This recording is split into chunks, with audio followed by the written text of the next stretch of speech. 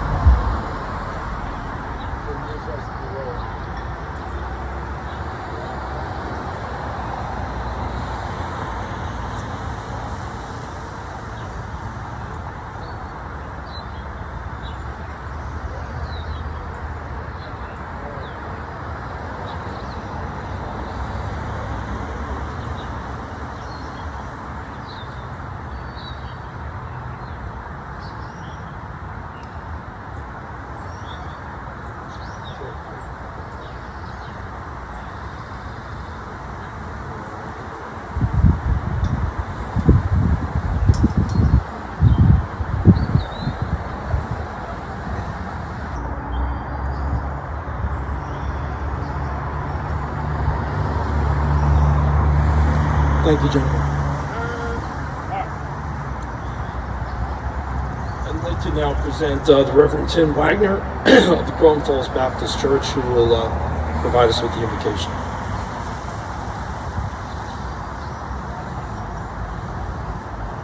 Gracious and eternal Lord, through the gift of memory, you allow us to connect with those who made the ultimate sacrifice so that we can be here today, acknowledging our freedoms and being thankful for those who gave their lives for that which we enjoy today. As we emerge this year, help us to reconnect, connect as a people, unite us once again in a purpose for freedom for our great land. Bless us in this time, and we are grateful, eternally grateful, for those who made the ultimate sacrifice. Bless them, their loved ones, and bless us. Amen.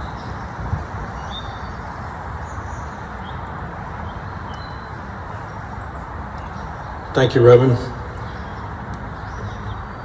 Normally, Herb has a few comments to say about Memorial Day.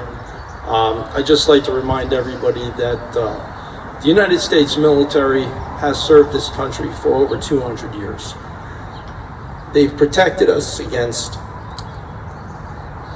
enemies from outside this United States who've attacked us, and we've also protected our friends.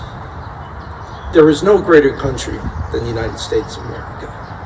And there are very few countries that have ever performed in battle, succeeded in battle, reestablished freedom of mankind, provided liberty to those around the world who we've barely known.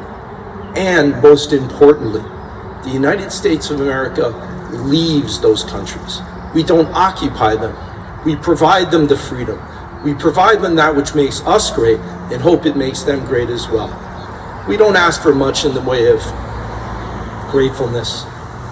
We leave them on their own, and we provide them with the liberties that they then have to sustain. Memorial Day this year celebrates the United States beginning its leaving Afghanistan, a place we've been for over 20 years, since probably the most heinous attack on the United States since Pearl Harbor. We hope that those people too can find liberty and live in peace into the future. So at this time, we're going to have Trish Gallagher and Peter Van Scoy, both who are related to war dead from North Salem, lay the wreaths of the monument here at WC.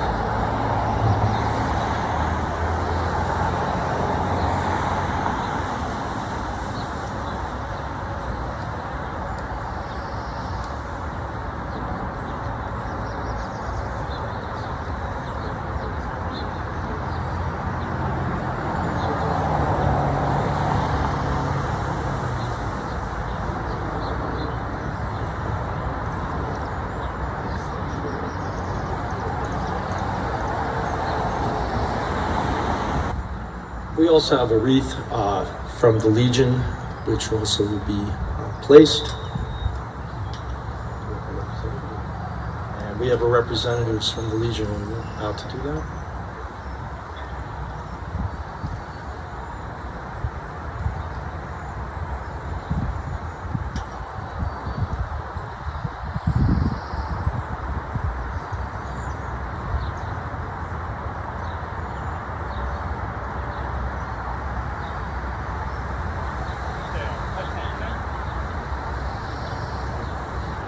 In preparation to salute our war dead, we're going to have a reading of the North Salem Purdy's war dead at this time from Peter.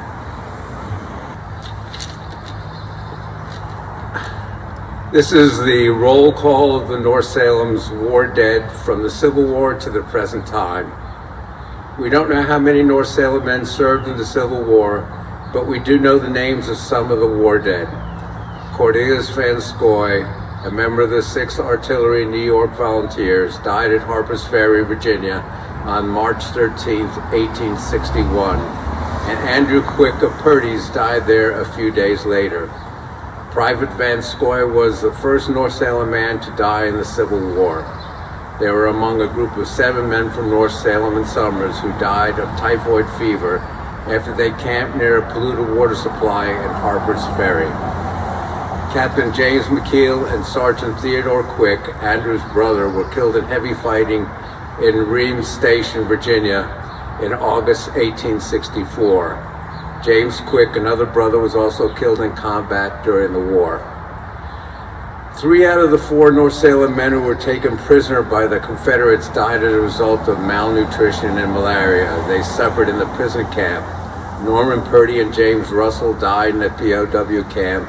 James Knapp, who was suffering from typhus, was paroled but died soon thereafter. 35 men from our town served during World War I. Albert J. Lovedale and John F. Potter were killed in action. During World War II, 105 residents of North Salem answered the call to serve our country.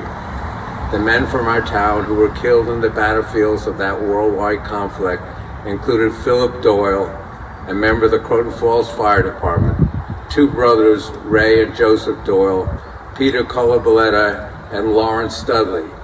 Two other men, Donald Gilliland and John McCardle, who were residents of the Vales Grove Cooperative in Peach Lake, were also killed in World War II. Philip Adams, a member of the Croton Falls Fire Department, was killed in action in the Vietnam War, and his name is on the Vietnam War Memorial in Somers. John Norton, a resident of Vales Grove, was killed in Vietnam waters in 1969 when an Australian cruiser collided with the Navy destroyer he served on. No North Salem residents were casualties of the present conflict in Iran and Afghanistan, and we hope and pray that anyone from our town who are serving or will serve in these dangerous areas will return home safe and sound. Our message on this Memorial Day is that we should not and will not forget those young men who answered the call of our country when our nation was in danger. We're now going to have Alan Keeley from the Croton Falls Fire Department play taps. Detail. Attention. Present. Arms.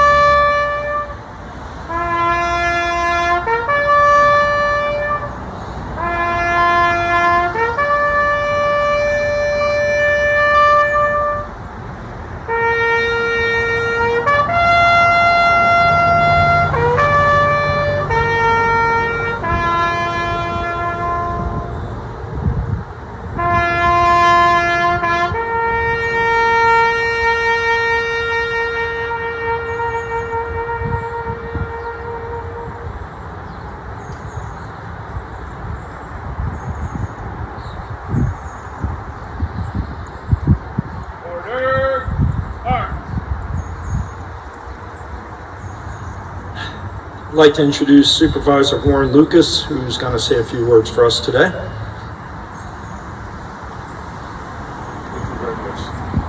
Thank you very much, Dr. Hamlin. Before I start, I just want to acknowledge my brother-in-law over here, Colonel Jeff Hewlett, U.S. Marines, retired. He now owns a house in North Salem. So anyway, Jeff was over in Iraq, and I want to thank you for coming today. I also want to thank the fire department, ambulance corps, and everybody else. You know, we were limited to a couple of hundred people, and we didn't mention that. We didn't advertise this too broadly, but we're probably somewhere around there. I want to welcome everyone here. This is the second year where we're not celebrating Memorial Day the same that we have in the past, and hopefully that will end next year, and we'll be back with the parade, with the hot dogs and the sodas in the field below, and hopefully next year it'll be just a little bit warmer, right? It's a nice cool day. Regardless of COVID, for many, the memories and emotions of this day are always the same. For countless families across the nation, Memorial Day is a stark and often painful reminder of those who were never afforded the opportunities to be honored as veterans for their service to our country. Their sacrifice is a true expression of selfless service, one that no one would pick for themselves. Today is not a day to commemorate war. It is a day to celebrate valor and patriotism, to decorate the graves as a reminder of the cost of war, and to commemorate the lives sacrificed by men and women, a day to grieve with those left behind. Whether they volunteer at a time of war, served during peacetime, or never expected to wear our uniforms, our nation's uniform, until their draft card arrived, they represent the best America has to offer. We feel their loss roaming the sacred hills of Arlington National Cemetery and in other final resting places around the world. It is not just us who venerate our fallen dead. In 2012, I talked about the gentleman in the Netherlands whose town cares for a World War II American cemetery there. His name was Anton, and one of his goals was to have a photo of every American buried there. He was not able to find one of Charles Ferguson, who grew up in Croton Falls and then moved to Katona, where he graduated from high school in 1938. Charles died in combat and is buried in the American French Cemetery in Anton's hometown. Our town historian, Susie Thompson, at the time, and Bedford town historian had looked to find a picture of Charles, which they could not. Weeks later, while digging for something else in the files, the Bedford historian found the 1938 yearbook. Not where it should have been, but it was misfiled and found by chance. As Susie Thompson said, it was just in time for us to honor yet another extraordinary young man on Monday. What makes us cherish these war dead? For us, they are our mothers, fathers, siblings, and children, and we feel an immense weight of not seeing them ever again.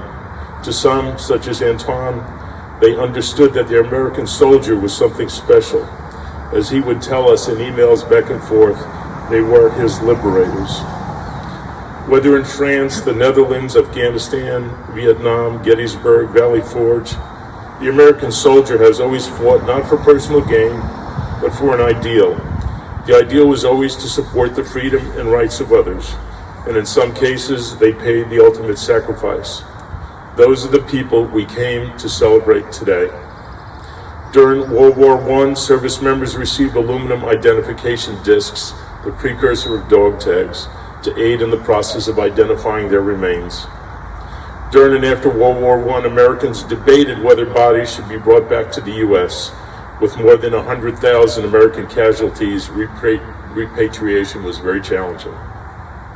In December 1920, New York Congressman and World War I vet Hamilton Fish Jr. proposed legislation that provided for the internment of one unknown soldier at a special tomb to be built in Arlington National Cemetery. The purpose of the legislation, according to Ham, was to bring home the body of an unknown soldier warrior who in himself represents no section, creed, or race in the late war, and who typifies, moreover, the soul of America and the supreme sacrifice of her heroic dead. Originally, the tomb of the unknown soldier consisted of a simple marble slab. During its early years, thousands of visitors came to Arlington National Cemetery to mourn at the tomb and to pay their respects to the unknown soldier and the military personnel he represented. The back, the west side, features the inscription, "Here rests in honored glory an American soldier known but to God." When in England, at a conference, Colin Powell was asked by the Archbishop of Canterbury if our plans for Iraq were just an example of empire building by George Bush. He answered saying that over the years, the United States has sent many of its fine young men and women into great peril to fight for freedom beyond our borders. The only amount of land we have ever asked for in return is enough to bury those who did not return. This will be the 20th year we've been at war, longer than any American conflict that came before. About 2.7 million Americans have served in Iraq and Afghanistan, and over half of them had deployed there more than once. In December, this last December, Army Sergeant Alwyn Cash became the first black service member to receive the Silver Star and the Medal of Honor for actions in Iraq or Afghanistan. Sergeant Cash died on November 8th, 2005, 22 days after his Bradley fighting vehicle struck a roadside bomb in Iraq. It was the 35-year-old's second combat deployment in Iraq since the 2003 invasion. The explosion that rocked the Bradley ruptured its fuel cell, engulfing the vehicle and its occupants in flames. Immediately after the explosion, enemy bullets rained down on their position. Drenched in fuel, he pulled the driver, who was still on fire, from the burning vehicle. Once those flames were put out, Sergeant First Class Cash ran to the back of the vehicle, reaching into the hot flames and started pulling his soldiers out. The flames gripped his fuel-soaked uniform. Flames quickly spread all over his body.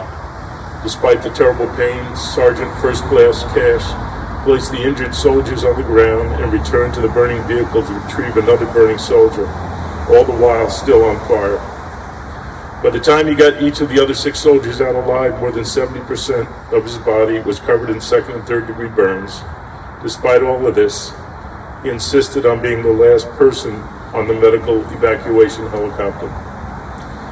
It is impossible to know what was going through his mind at this critical moment following the attack, but we may catch a glimpse by listening to a former Army Captain, Flo Groberg, a Medal of Honor recipient, who in Afghanistan in 2012 put himself in between a suicide bomber and his soldiers.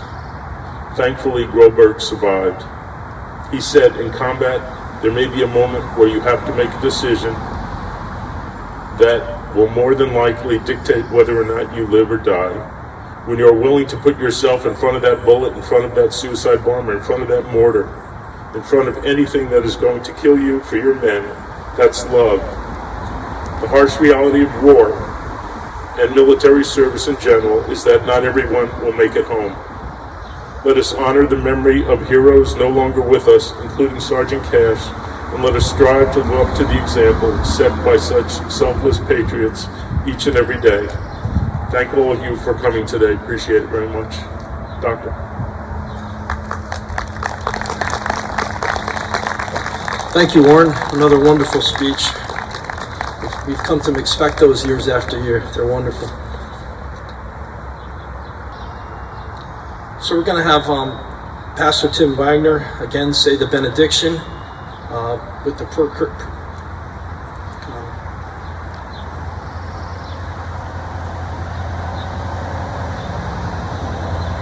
And now let us go forth into the world in peace, remembering those who have gone before and made that sacrifice. And may the Spirit of the living God go before you to guide you, be beneath you to support you, be above you to inspire you, be beside you to surround you with God's love. Go forth in the peace that we enjoy, with the freedoms that we enjoy, remembering, reflecting, and praying for those who made the ultimate sacrifice so that we could be here today. And the people said, Amen. Thank you, Rob. So again, I'd like to thank everybody for coming today. We've had excellent participation in light of the weather.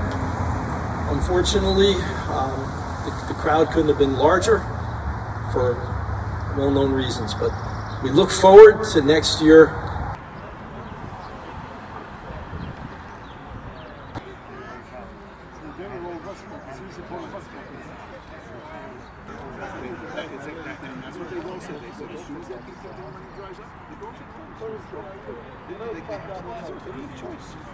Most of the ships just start coming in. It's going to be around.